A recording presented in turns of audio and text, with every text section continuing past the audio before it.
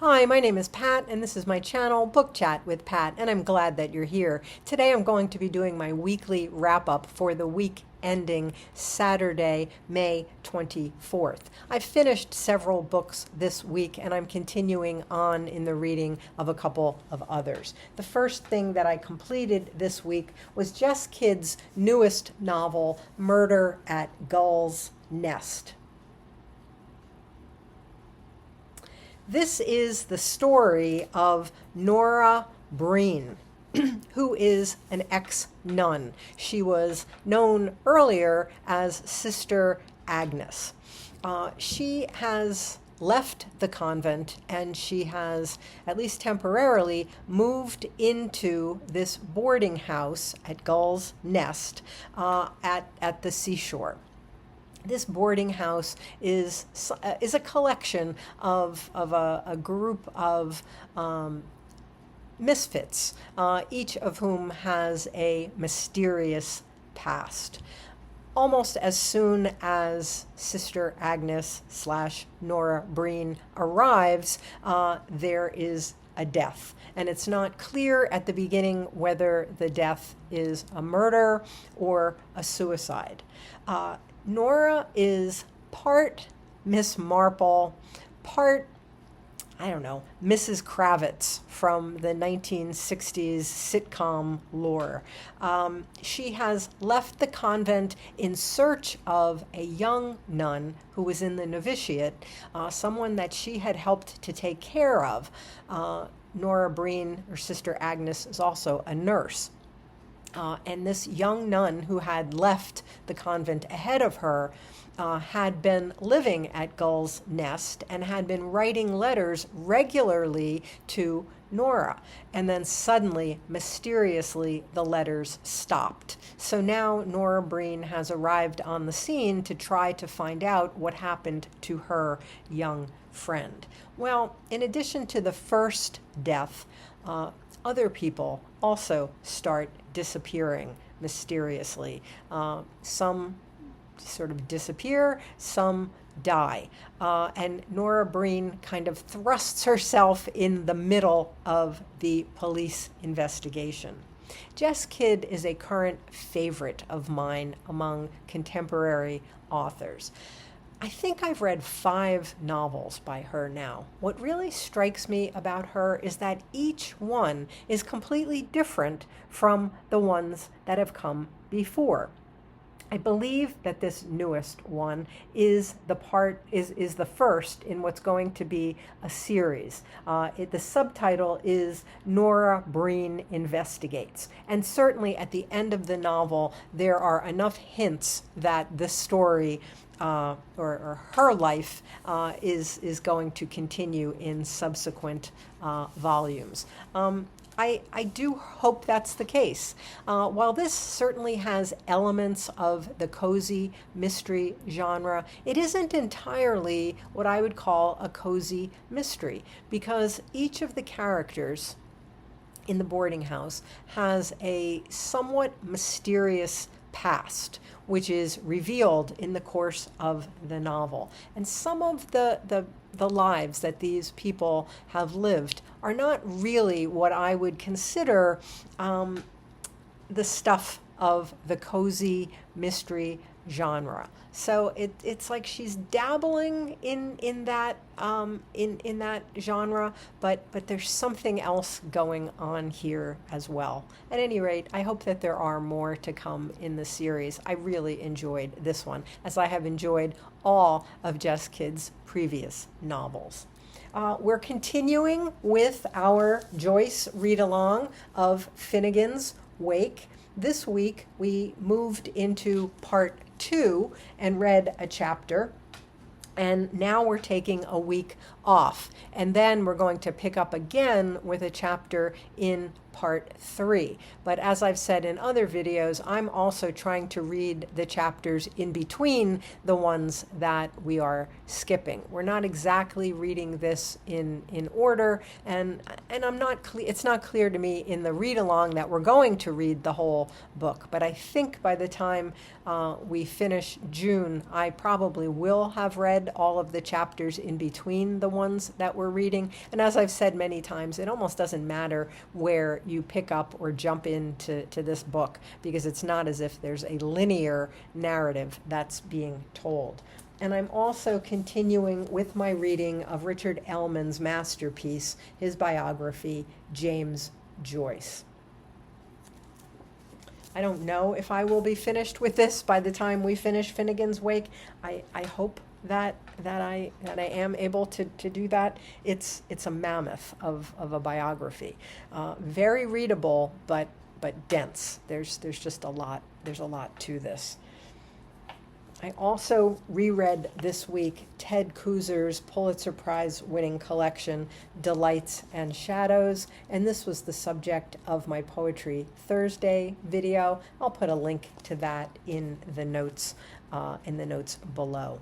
I also finished this week for Horror Mayhem, Richard Matheson's I Am Legend. This is a book that I was reading because of the recommendation of my friend Gareth at Books, Songs, and Other Magic. This is one of Gareth's favorite horror stories, and I promised him that I would read it. It's a very dark, post-apocalyptic horror novella, really, written in 1954. I can definitely see how this novel must have influenced many apocalyptic zombie and vampire stories that would come afterwards. This is the story of the life of Robert Neville in the days, months, and even years after a terrible pandemic that has basically wiped out the human population, or at least that's what we think for a good part of the book. And it has turned those who are afflicted into vampires. For much of the novel, we believe that Robert Neville is the only surviving human, and we learn about his life through multiple flashbacks, and we learn what has happened to his family, his wife, and his daughter, and to everyone else around him. We follow Neville as he attempts to survive in a world where he is seemingly the lone human survivor.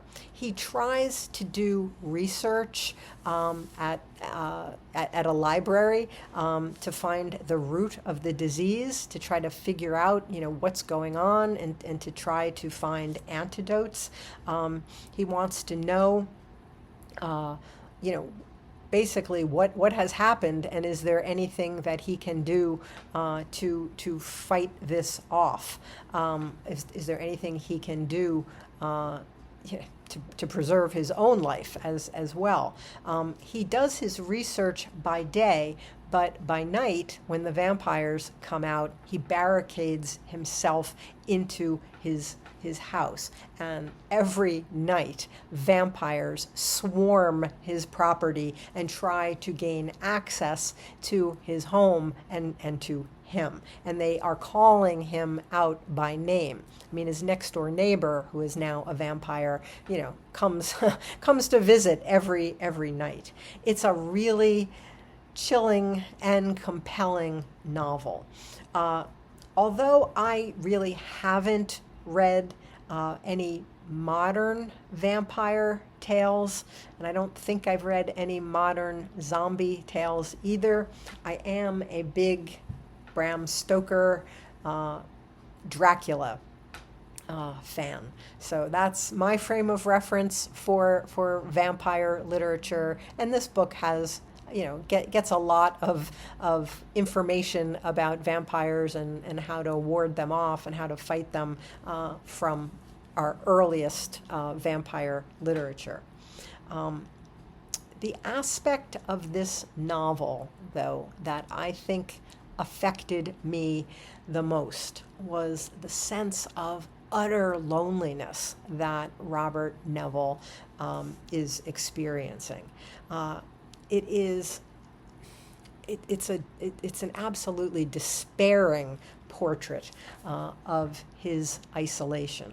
And he seeks solace most nights in alcohol, and rather than providing the sought after consolation, I think it actually makes his loneliness that much worse. It was an exciting book. It's a very suspenseful book. And I thank Gareth for recommending it to me, but I also have to say that I experienced it as an unrelenting portrait of grief and loneliness. It kept me on the edge of my seat, when, the vampire attacks were happening, but the overriding feeling of grief and despair and utter isolation, those feelings were the predominant feelings that I was experiencing while reading this novel. This week, we also began our buddy read. This is with Jack at Spread Book Joy. Jack and I began our reading of Anthony Trollope's The Warden. And this book I received as a gift from my friend Debs at Rainer Reads Stuff. This is for both Jack and I. This is our first reading ever of Anthony Trollope. This book, The Warden, is the first in the Chronicles of Barsetshire. I can definitely see that I'm going to be reading the whole series. We are having a wonderful time with this buddy read. We are reading about 3 chapters a day, and then we check in with each other each day, and we're having just a lovely ongoing conversation. We will be finishing this book next week, and when we do, I'll talk about the entire novel in my wrap up. But as I said, I think this is the beginning of what's going to be a really wonderful reading experience, because I can definitely see myself reading the next 5 volumes as well. I also did a video earlier this week announcing a summer reading event, and that is the Summer of Steinbeck. And the first book that we're going to be reading together is The Grapes of Wrath. The response to my announcement video has been really, really wonderful, and our group has grown during the last week. Everybody who's been making announcement videos has been adding people to the group, and we have a really wonderful group put together right now. I'll put a link to this video in the notes below in case you missed it and want to learn about what it is that we're going to be doing during the Summer of Steinbeck, and everyone is welcome to join us. So that's about it for this week. I'm going to be traveling to New England. I'm going to be spending some time with my family and going to be meeting our newest member of the family as well, and I am just over the moon excited about that. So that's what's going on with me. As always, I thank you for watching. I hope that you're doing well. I'll speak with you again soon. Take care.